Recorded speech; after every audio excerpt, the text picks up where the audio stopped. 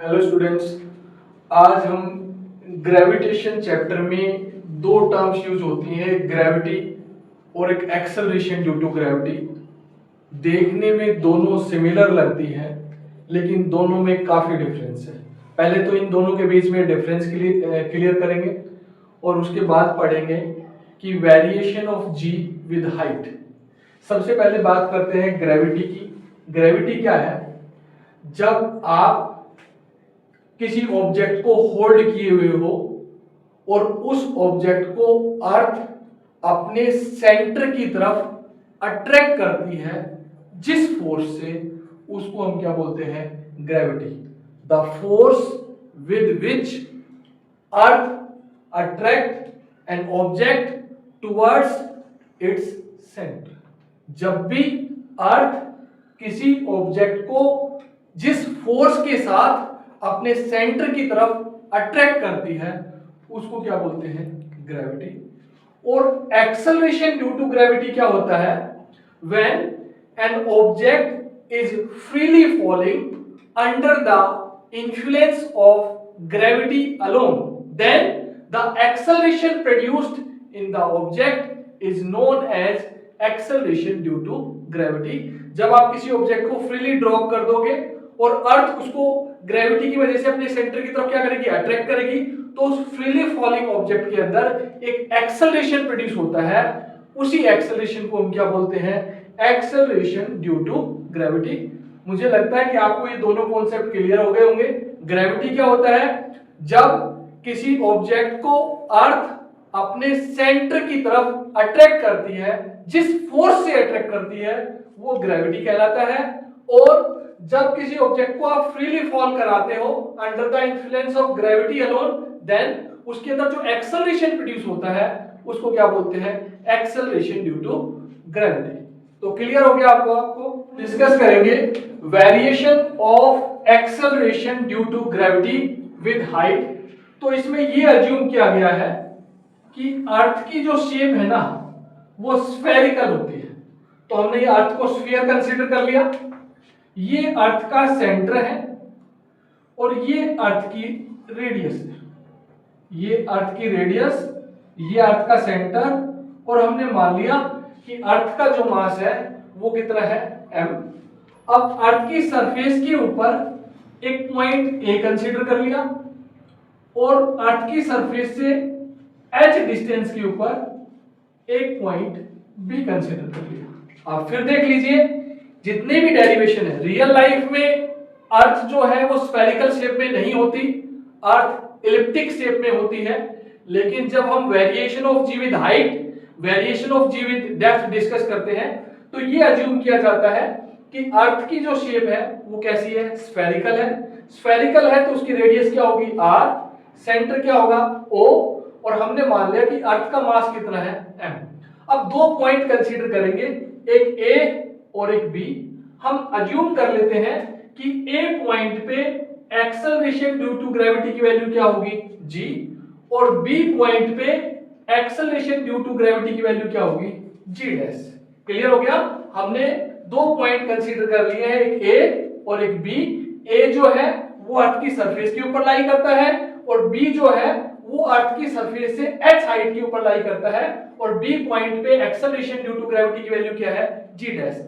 हमने next class में पढ़ाया था relationship in between small g and capital G, और वहां आपको बताया था कि g इक्वल्स टू होता है gm अपॉन r स्क्वायर। ये रिलेशनशिप जो आपने पिछली क्लास में पढ़ी थी, तब आपने पाया था कि relationship in between small g and capital G।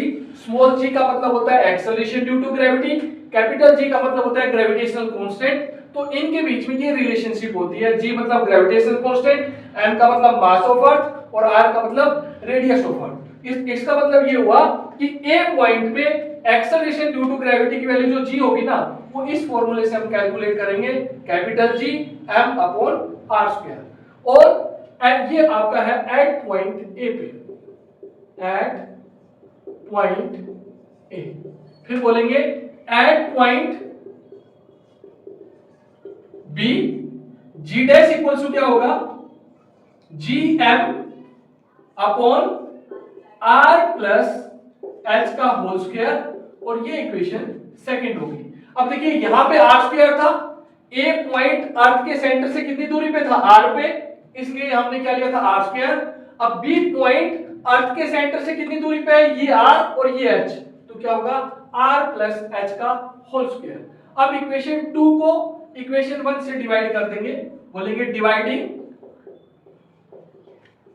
Equation second by equation 1, तो क्या आएगा, लेफ्ट साइड को लेफ्ट साइड से डिवाइड करेंगे, राइट साइड को राइट साइड से, तो g dash upon g equals to G M upon R plus H का whole square upon G M upon R square. जब ऐसे 4 टर्म्स होती हैं तो फर्स्ट की और फोर्थ की मल्टीप्लाई करके न्यूमरेटर में लिख देते हैं, तो g dash upon g equals to G M into R square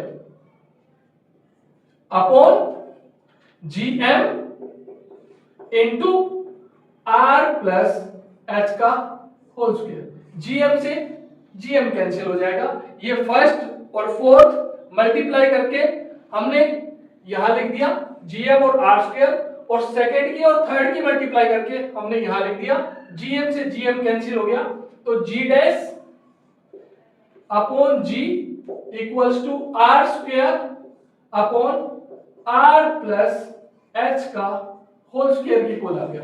अब नीचे से आर स्क्वायर कॉमन निकाल लेंगे, तो g dash upon g equals to R square upon, जब आर कॉमन निकालेंगे और जो होल पावर होती है उसके ऊपर आ जाएगी, तो आर स्क्वायर यहां आएगा 1 और ये आएगा एच अपॉन आर और उसकी पावर 2। अब आर स्क्वायर से आर स्क्वायर क्या हो जाएगा, कैंसिल हो जाएगा।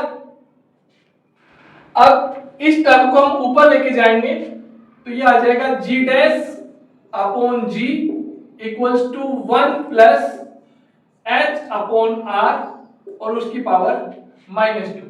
अब 11th क्लास में ही मैथमेटिक्स में एक चैप्टर है बाइनोमियल थ्योरम, उसको जब हम एक्सपेंड करते हैं तो जो आगे जो टर्म होती है इनकी पावर तो घटती जाती है और पीछे वाले की पावर बढ़ती जाती है।